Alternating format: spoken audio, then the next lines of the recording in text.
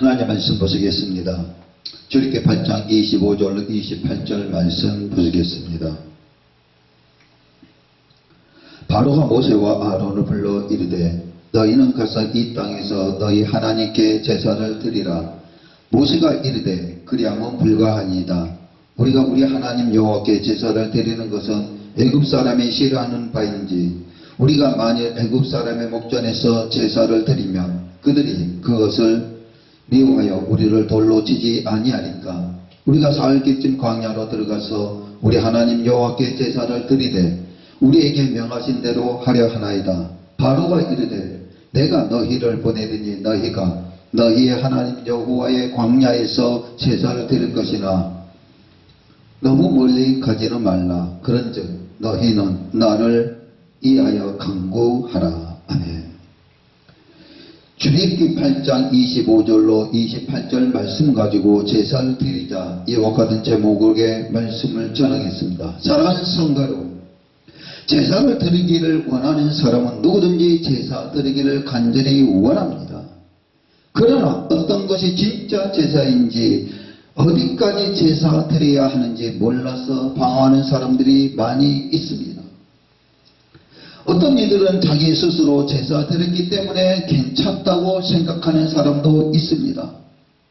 형식적인 제사가 아니라, 제사라는 것은 형식적인 제사가 아니라 나의 중심의 제사가 아니라 하나님의 중심적인 제사가 되어야 합니다. 제사를 드렸다, 즉 단을 쌓았다는 것은 즉 제사, 즉 예배 드리는 삶을 살았다는 것입니다. 하나님께서 사람을 창조하신 목적, 구원하신 목적이 하나님께 제사 드리며 예배 드리게 하는 것입니다. 이런 사실은 아브라함의 자손인 이스라엘 민족의 출애굽 사건에도 잘 나타나 있습니다. 이스라엘 백성들의 출애굽 사건을 살펴보면 출애굽기 말씀을 통해서 하나님을 섬기라는 말씀입니다.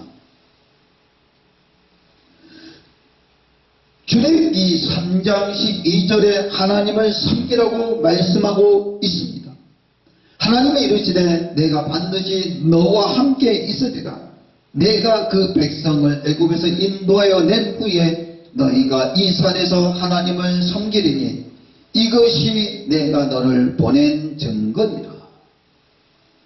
또한 출애굽기 3장 18절에 여호와께 제사를 드리라고 말씀하셨습니다. 그들이 내 말을 들으니 너는 그들의 장로들과 함께 애굽 왕에게 이르기를 히브리 사람의 하나님 여호와께서 우리에게 임하셨은즉 우리가 우리 하나님 여호와께 제사를 드리라 하오니 사흘쯤 광야로 가도록 하소서 하라. 또한 출애굽기 8장 20절에 나를 섬기라고 말씀하셨습니다.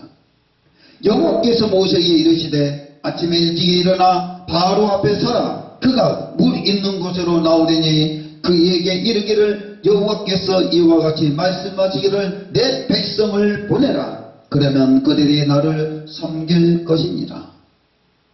또한 출애굽기 8장 25절에 여호와께 제사를 드리라고 말씀하셨습니다. 바로가 모세와 아론을 불러 이르되 너희는 가서 이 땅에서 너희 하나님께 제사를 드리라. 그래서 출애굽기 8장 27절에서는 우리에게 명령하신 대로 하라고 말씀하셨습니다. 우리가 사흘쯤 광야로 들어가서 우리 하나님 여호와께 제사를 드리되 우리에게 명령하시는 대로 하라 하나이다. 또한 여호와 하나님께서는 섬기고 절기를 지키고 또 희생을 드리라고 말씀하셨습니다. 그 말씀이 출애굽기 5장 1절에 절기를 지키라고 말씀하셨습니다. 후에 모세와 아론이 바로에게 가서 이르되 이스라엘의 하나님 여호와께서 이렇게 말씀하시기를 내 백성을 보내라. 그러면 그들이 광야에서 내 앞에 절기를 지킬 것이니라 하시니라. 아멘. 즉 하나님을 섬기는 것은 하나님의 절기를 지키는 것이라고 말씀하고 있습니다. 그래서 출애굽기 5장 3절에 여호와께 제사를 드리라고 말씀하셨습니다. 그들이 이르되 히브리네 하나님이 우리에게 나타나셨은즉 우리가 광야로 사흘 때쯤 가서 우리 하나님 여호와께 제사를 드리려 하오니 가도록 허락하소서. 여호와께서 전염병이나 칼로 우리를 치실까 두려워하나이다. 또한 출애굽기 8장 25절로 28절에 우리에게 명령하신 대로 하라고 말씀하셨습니다. 바로가 모세와 아론을 불러 이르되 너희는 가서 이 땅에서 너희 하나님께 제사를 드리라. 모세가 이르되 그리하면 불가하니이다. 우리가 우리 하나님 여호와께 제사를 드리는 것은 애굽 사람이 싫어하는 바연즉 우리가 만일 애굽 사람의 목전에서 제사를 드리면 그들이 그것을 미워하여 우리를 돌로 치지 아니하니까 우리가 사흘쯤 광야로 들어가서 우리 하나님 여호와께 제사를 드리되 우리에게 명령하신 대로 하려 하나이다. 바로가 가로되 이르되 내가 너희를 보내리니 너희가 너희의 하나님 여호와께 광야에서 제사를 드릴 것이나 너무 멀리 가지는 말라. 그런즉 너희는 나를 위하여 간구하라. 이렇게 말씀하고 있습니다. 말씀에서는 하나님께 희생을 드리는 것이라고 했습니다. 이 말씀들을 통해서 하나님을 섬기는 것은 곧 하나님의 절기를 지키는 것이고 하나님께 희생을 드리는 것입니다. 그러면 하나님을 섬기는 것, 하나님께 희생을 드리는 것, 하나님의 절기를 지키는 것을 다른 말로 말씀하게 되면 무엇입니까? 바로 하나님께 예배 드리는 것입니다. 그러면 출애굽한 이스라엘 백성들의 삶은 어떠했습니까? 이스라엘 백성들은 아침 저녁으로 하나님께 번제 즉 제사를 드렸습니다. 이스라엘 백성들은 각종 제사를 드리며 이틀이든지 한 달이든지 1년이든지 구름이 성막 위에 머물러 있을 동안에는 진행하지 아니하다가 떠오르면 진행하였습니다. 뿐만 아니라 그들은 진을 칠 때에도 항상 성막 중심으로 하였습니다. 또한 성막 중심을 하되 세 지파씩 동서남북으로 진을 쳤다라는 것입니다. 즉 성막은 요즘에 말씀드리면 교회를 말씀하고 있습니다. 이런 그들이 광야 40년 동안 오직 성막 중심 곧 예배 중심 교회 중심으로 생활했다는 것입니다. 다시 말해서 그들은 하나님께서 자신들을 애굽에서 구원하여 내신 목적대로 광야에서 하나님께 제사를 드렸던 것입니다. 하나님을 섬기는 것, 하나님께 희생을 드리는 것, 하나님의 절기를 지키는 것이 여호와 하나님께 예배 중심의 삶이었다는 것을 저 여러분들은 믿으시기를 주님의 이름으로 축원드립니다. 우리도 마찬가지입니다. 예배 중심의 삶을 사시기를 주님의 이름으로 축원드립니다. 또한 신약에서는 예배에 대해 어떻게 말씀하고 있습니까? 신약의 요한복음 4장 수가성 여인의 말씀을 살펴보겠습니다. 요한복음 4장에는 수가성에 있는 한 여인이 우물가에 물을 길르러 나왔다가 예수님을 만난 대화하는 장면이 나옵니다. 이 사건의 수가성 여인은 자신에게 물을 좀 달라고 청하는 이가 자신의 모든 과거를 낱낱이 알고 있자 이렇게 묻습니다. 그를 선지자 이상으로 여깁니다. 그런데 바로 그때 이 여인이 가장 먼저 예수님께 묻는 것이 무엇이었습니까? 요한복음 4장 20절의 수가성 여인은 예배할 곳을 찾고 있었습니다. 우리 조상들은 이 산에서 예배하였는데 당신들의 말은 예배할 곳이 예루살렘에 있다 하더이다. 당시 남유다 백성들은 예루살렘 성전에서 예배하였습니다. 그러나 북이스라엘 백성들은 산에서 예배하고 있었습니다. 사마리아 여인은 북이스라엘의 중심지로 수가는 그 중심의 한 성이었습니다. 예수님을 만난 수가성 여인은 맨 먼저 예배의 장소에 대해서 묻고 있습니다. 여인은 예수님의 선지자로 여겨지자 이처럼 가장 먼저 예배에 관해 질문하였던 것입니다. 그러면 무엇 때문에 예배를 가장 먼저 묻는 것입니까? 그 이유는 하나님께 예배 드리는 것이 바로 우리를 창조하시고 예수 그리스도의 십자가 보혈의 공로로 말미암아 하물과 죄로 죽었던 우리를 구원하여 주신 목적이 있기 때문입니다. 그런데 여인의 물음에 예수님은 뭐라고 대답하십니까? 요한복음 4장 21절로 24절에 신령과 진정으로 예배 드리라고 말씀하셨습니다.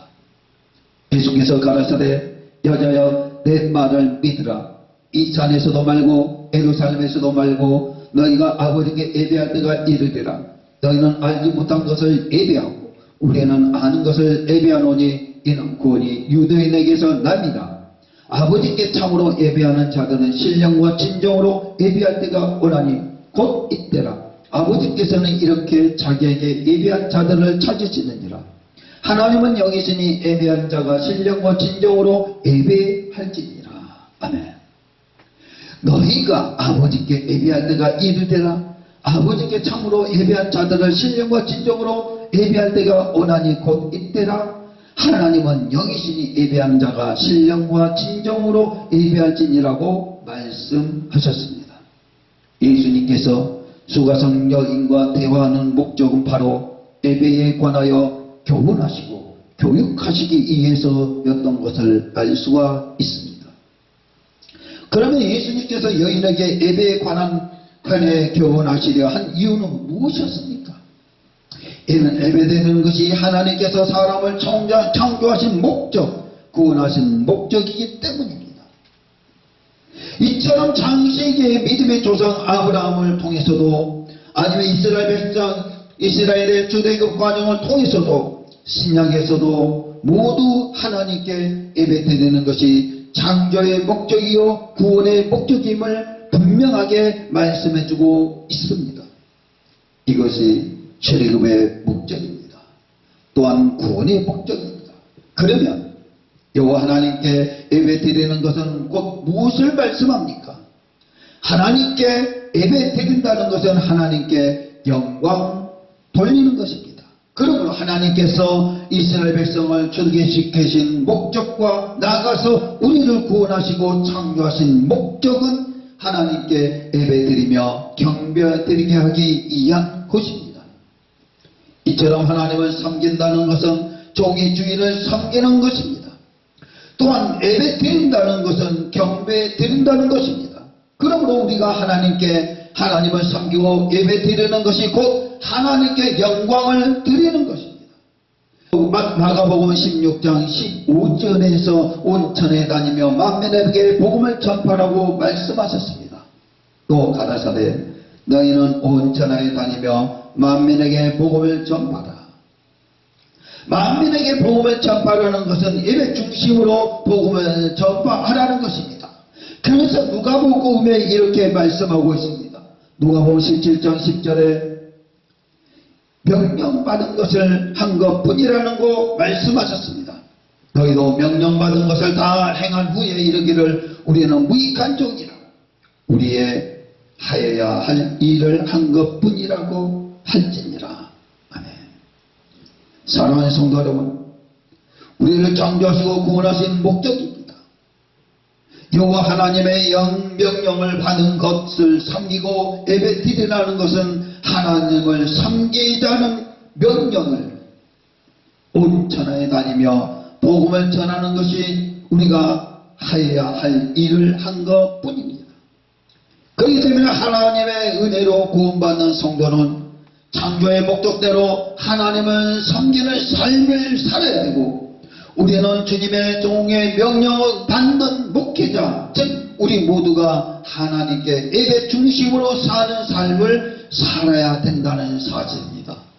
사랑하는 하나님의 자녀들이여, 저와 여러분들은 주님의 종으로서의, 주님의 사명자로서의, 주님의 명령 받는 자로서의 하나님께 예배 중심으로 삶을 살고, 모든 삶 속에 예배가 얼마나 중요한지 믿고 섬기고 또한 여호와께 영광 드리는 그런 삶을 사시기를 주 예수 그리스도의 이름으로 간절히 축원하려 기도하옵나이다.